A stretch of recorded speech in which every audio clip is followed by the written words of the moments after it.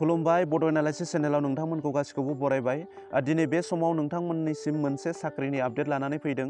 Assam public service कमिसना मोनसे साख्रिनि update फोसावदों। थांनाय 11 मार्च खालार खालिनो बिथांमोना बे नटिफिकेसन फोसावदोंमोन। दिनैनिफ्राय बेनि एप्लाइ खालामनाया जाबाय। दा बे साख्रिया मा बेनि सोमोन्दै आं नोंथांमोननो फोरमायगोन। दा बेनि सिगां नोंथांमोना आंनि चेनेलाव जुदि गोदानब्ला आंनि बड' एनालाइसिस चेनेलखौ साबस्क्राइब खालाम, फल' खालाम, बेल आइकनखौ दाबायनानै ला। फैबाय थानाय समाव जाहाथे आं माबाफोर साख्रिनि आपडेट लाबोयोब्ला बा माबा मोनसे गोनां इम्परटेन्ट आपडेट लाबोयोब्ला जेन नोंथांमोना थाबसिनै बयनिख्रुइ सिगांसिनै नुनो हायो। दा बेनि थाखाय आंनि चेनेलखौ साबस्क्राइब खालाम, लोगोसे बेल आइकनखौ थुनानै ला। आसाम पाब्लिक सार्भिस कमिसना मोनसे साख्रि फोसावदों आरो बे साख्रिया जादों MVI मटर भेहिकल इन्सपेक्टर। मटर भेहिकल इन्सपेक्टराव गासै मोन 18टा पस्ट खालि ओंखारदों आरो बेखौ आसाम पाब्लिक सार्भिस कमिसना रिक्रुइटमेन्ट खालामनो थांगासिनो दङ। थांनाय 11 मार्च खालार खालि बिथांमोना आसाम पाब्लिक सार्भिस कमिसना नटिफिकेसन फोसावदोंमोन आरो बे नटिफिकेसन फोसावनाय लेखायै 18 मार्च खालि थामहिनबा दिनैनिफ्राय बेनि जिथु एप्लाइ खालामनाय, बे एप्लाइ खालामनाया जाबाय MVI। पस्टनि नामा जादों MVI मटर भेहिकल इन्सपेक्टर। गासै मोन 18टा पस्ट दङ। बेवहाय दिनैनिफ्राय बा 18 मार्चनिफ्राय जागायबाय आरो बेनि एप्लाइ खालामनायनि जिथु लास्ट डेट, बे लास्ट डेटआ 17 एप्रिल 2024। 17 एप्रिल 2024 सिम बेनि एप्लाइआ सोलिबाय थागोन। दा मटर भेहिकल इन्सपेक्टर पस्टनि नामा आन्डार आसाम ट्रान्सपर्ट डिपार्टमेन्ट, आसाम गभर्नमेन्टनि। गासै मोन 18टा पस्ट दङ बेवहाय। बेनिनो बबे केटेगरियाव बबे कास्टनि थाखाय बबे केटेगरिनि थाखाय बेसेबां रिजार्भेसन दङ बेखौ आं नोंथांमोननि सिगाङाव फोरमायग्रोनो नागिरदों। अपेन केटेगरिनि थाखाय गासै मोन 12 पस्ट दङ आरो बेवहाय मोनब्रै पस्टआ आइजोफोरनि थाखाय। OBC MOBC फोरनि थाखाय गासै मोनब्रै पस्ट दङ। बेवहाय आइजोफोरनि थाखाय मोनसे पस्टआ रिजार्भ, SC फोरनि थाखाय मोननै पस्टआ रिजार्भ आरो बेवहाय मोनसे पस्टआ वमेनफोरनि थाखाय बा आइजोफोरनि थाखाय। ST ST फोरनि थाखाय जेबो रिजार्भेसन बेवहाय गैया। गासै टटेल मोन 18 पस्ट आरो बेनि गेजेराव मोनद' पस्टआ आइजोफोरनि थाखाय। गोबाङानो साननो हागौ जे ST फोरनि थाखाय जेबो रिजार्भेसन गैया, बे हिसाबै ST फोरा बेवहाय मोननाय नङा। दा बेबायदि नङा जे जोङो ST फोरनि थाखाय रिजार्भेसन दोनाखैब्लाबो जोङो अपेन केटेगरियाव जोङो कम्पिटिसन खालामनानै साख्रिखौ लानो हायो। बेवहाय जेबो गोनो गोथो साननांगौ गैया। दा बेवहाय पे स्केलनि खोथा बुंदों जे सासे MVIआ 22,000निफ्राय 97,000नि गेजेराव मान्थलि दान बान्था मोननो हागोन आरो बेनि ग्रेड पेआ 9,400। पे बेना जाहैदों 3, पे बेन 3। एलिजिबिलिटि क्राइटेरियानि बाथ्रा बुङोब्ला MVI post Assam transport department, बेनि आन्दाराव ओंखारनाय बे 18टा पस्टखौ एप्लाइ खालामनोब्ला बेनि एलिजिबिलिटि क्राइटेरिया मा जानांगोन बा सोर फरायसाफ्रा सोर बिजाथिया बे MVI मटर भेहिकल इन्सपेक्टरनि थाखाय एप्लाइ खालामनो हागोन, बेखौ आं बे समाव फोरमायनो सानदों। जे एलिजिबिलिटि क्राइटेरिया बेवहाय नटिफिकेसनाव रोखायै बुंदों जे The candidate must be an Indian citizen as defined in Article 5 to 8 of the Constitution of India and must be a permanent resident of Assam। थामहिनबा MVI पस्टखौ एप्लाइ खालामनो थाखाय सासे बिजाथिया भारतनि नोगोरारि लोगोसे आसामनि नोगोरारि जानांगोन। बेयो भारतनि नोगोरारि जाब्लाल' जाया, बे आसामनिबो नोगोरारि जानांगोन। माने गुबुन रायजोनि, आसामनि बायजो स्टेटनि जिथु बिजाथिफोर बिसोरो बेखौ एप्लाइ खालामनो हानाय नङा। खालि आसामनि सुबुङाल' बेखौ एप्लाइ खालामनो हागोन आरो बेबो भारतनि नोगोरारि जानांगोन बा सोरबा बेलेग जायगानिफ्राय फैनाय, बेलेग देशनिफ्राय फैनाया बे जानाय नङा। जेरै हमनानै ला महाराष्ट्र, वेस्ट बेंगल, बिथांमोनाबो भारतनि नोगोरारि, नाथाय बिथांमोना आसामनि नोगोरारि नङा। स' बेवहाय आसामनि नोगोरारिफोराल' बेखौ एप्लाइ खालामनो हागोन। आरो केन्डिडेटआ जेब्ला एप्लाइ खालामो बेवहाय पार्मानेन्ट रेसिडेन्ट सार्टिफिकेट बेखौ होनांगोन आरो नङाब्ला इमप्लयमेन्ट एक्सचेन्ज सार्टिफिकेट होबाबो जागोन। बे खोथाखौ बेवहाय बुंनाय जादों। MVI पस्टखौ एप्लाइ खालामनो थाखाय एजुकेसन क्वालिफिकेसननि गोनांथिया जादों सासे बिजाथिया SSLC नङाबा हायार सेकेन्डारि पास जानाय जानांगोन, लोगोसे अट'मबाइल इन्जिनियारिं नङाब्ला मेकानिकेल इन्जिनियारिंआव 3 इयार्स 3 बोसोर डिप्ल'मा कर्स लानाय जानांगोन। माने अट'मबाइल इन्जिनियारिं बा मेकानिकेल इन्जिनियारिंआव 3 बोसोर डिप्ल'मा लानाय जानांगोन, अब्लासो बेखौ एप्लाइ खालामनो हागोन। लोगोसे मेट्रिक नङाबा हायार सेकेन्डारि पास जानाय जानांगोन। खालि मेट्रिक आरो हायार सेकेन्डारि पास जानाय जाब्लाल' जाया, बेजों लोगोसे 3 बोसोर डिप्ल'मा लानाय जानांगोन इन्जिनियारिं आरो मेकानिकेल इन्जिनियारिं आरो अट'मबाइल इन्जिनियारिंआव। थामहिनबा बे पस्टआ जायफोर फरायसाफ्रा इन्जिनियारिं फरायनाय, डिप्ल'मा लानाय, सोरबा पलिटेकनिक सोरबा इन्जिनियारिं कलेजफोरनिफ्राय डिप्ल'मा लानाय फरायसाफ्रासो बे पस्टनि थाखाय एप्लाइ खालामनो हागोन। बैसोनि खोथा बुङोब्ला सासे बिजाथिया 2 बोसोरनिफ्राय 38 बोसोर बैसोनि गेजेराव जानांगोन। बेवहाय एज रिलेक्सेसन बा बैसोनि रेहाय होनाय थायो। बे हिसाबै SC STफोरा 5 बोसोर बैसोनि रेहाय मोनगोन आरो OBC MOBCफोरा 3 बोसोर बैसोनि रेहाय मोनगोन।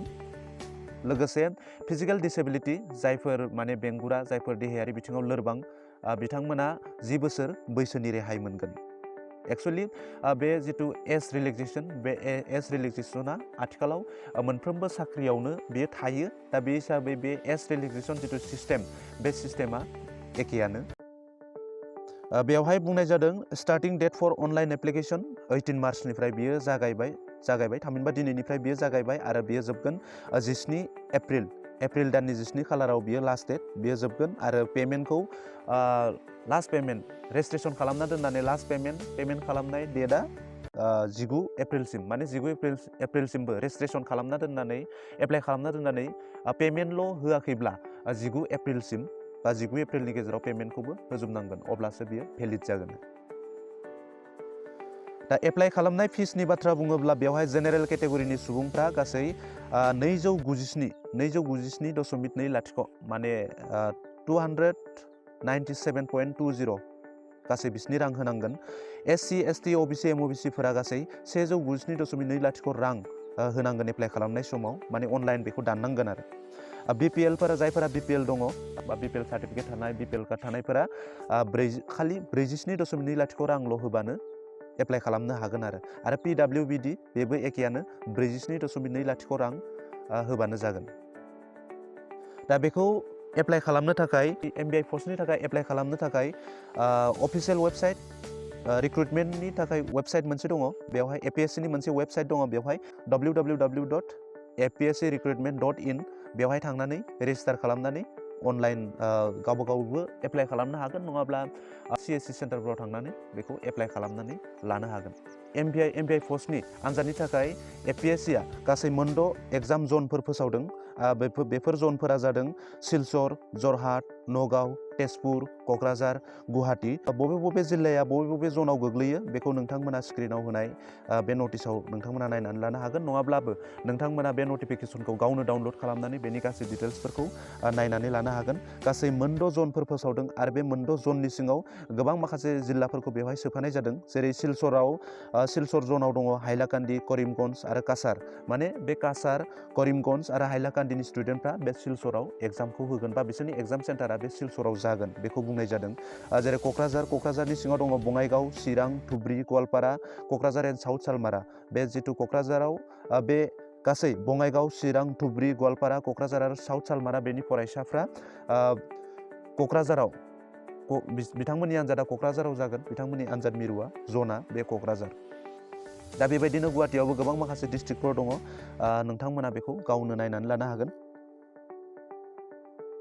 दासिम बेनि आनजादा माबायदि जागोन, सेलेक्सन प्रसेसा माबायदि जागोन, डाइरेक्टलि इन्टारभिउ जागोन ना रिटेन टेस्ट लागोन ना माबा माबि भाइभा लागोन, बेनि सोमोन्दै दासिम APSCआ जेबो फोसावनाय जाथ'वाखै। बिथांमोना फरायसाफोरनि अनजिमाखौ नायनानै बेसेबां जन फरायसाया बेसेबां जन बिजाथिफोरा बेखौ एप्लाइ खालामो बेखौ नायनानै बेनि जिथु सेलेक्सन प्रसेस बे सेलेक्सन प्रसेसखौ थि खालामनाय जागोन आरो माब्ला MVIनि थाखाय माब्ला इन्टारभिउ लागोन, आनजादा माब्ला जागोन बेनिबो दासिम जेबो डेट फोसावथ'नाय जायाखै। स' नोंथांमोना अफिसियेल वेबसाइटआव भिजिट खालामनानै बेनि आपडेटखौ लाबाय थानो हागोन। बुंनो हाया APSCआ माब्ला बेफोरनि डेटफोरखौ फोसावो, जों बेखौ जेब्ला अफिसियेल वेबसाइटआव चेक खालामबाय थागोन अब्लासो बेखौ जों मिथिनो हागोन। गोबाङा मिथिया जानो हागौ MVI एबा मटर भेहिकल इन्सपेक्टरा मा, बिथांमोननि खामानिया मा, बेसेबां सालारि मोनो बिथांमोना। MVIआ ट्रान्सपर्ट डिपार्टमेन्टनि मोनसे मोजां साख्रि। MVI एबा मटर भेहिकल इन्सपेक्टरनि खामानिया बेनोदि गारि मटर चेकिं खालामनाय, इन्जिननि भेलिडिटि चेक खालामनाय, ड्राइभिं लाइसेन्स, रेजिस्ट्रेसन इस्यु खालामनाय, चेकिं खालामनाय, मटर भेहिकल एक्ट, मटर भेहिकल आयेन कानुनफोरखौ मानिदोंना मानियाखै बेखौ नायबिजिरनाय बायदि बायदि। माब्लाबा जोङो गुबुनफोरखौ बुंनाय खोनायो, दिनै लामायाव MVI दंमोन, लाइसेन्स गैयिनि थाखाय, पलिउसन सार्टिफिकेट गैयिनि थाखाय बा माबा माबि गैयिनि थाखाय फाइन होनांबाय, बेबायदि बुंनाय जों गोबांखौनो खोनायो। सासे मटर भेहिकल इन्सपेक्टरनि खामानिया बेफोरबायदि, बेल' नङा आरो गोबां माखासे खामानिफोर दंबावो। लोगोफोर दिनैनि भिडिअआ बेखिनियानोसै। बे आंनि गिबि साख्रिनि थाखाय लाबोनाय गिबि भिडिअ। आं फैबाय थानाय समाव नोंथांमोननो बेबायदिनो माखासे भिडिअफोर लाबोनो नाजागोन। जेसेबां हायो आं नोंथांमोननो फोरमायनो नाजागोन, साख्रिनि आपडेटफोरखौ लाबोनो नाजागोन आरो गुबुन गुबुन इस्युफोरनि सायाव आं बेबायदिनो भिडिअ लाबोनो नाजागोन। नोंथांमोन आंनि भिडिअखौ मोजां मोनोबा अननानै लाइक खालाम, साबस्क्राइब खालाम, लोगोसे शेयार खालाम। नोंथांमोना थुलुंगा होबाय थायोब्ला, नोंथांमोना आंनि भिडिअखौ नायबाय थायोब्लासो आंबो फैबाय थानाय समाव भिडिअ बानायलांबाय थानो हागोन। आंबो भिडिअ बानायबाय थायोब्लासो आंबो आपग्रेड जालांबाय थानो हागोन। नोंथांमोननो बेटार इनफरमेसन, साबसिननिख्रुइ साबसिन इनफरमेसन आं नोंथांमोननो होनो हागोन। दिनैनि भिडिअआ बेखिनियानोसै। गोजोन्थों।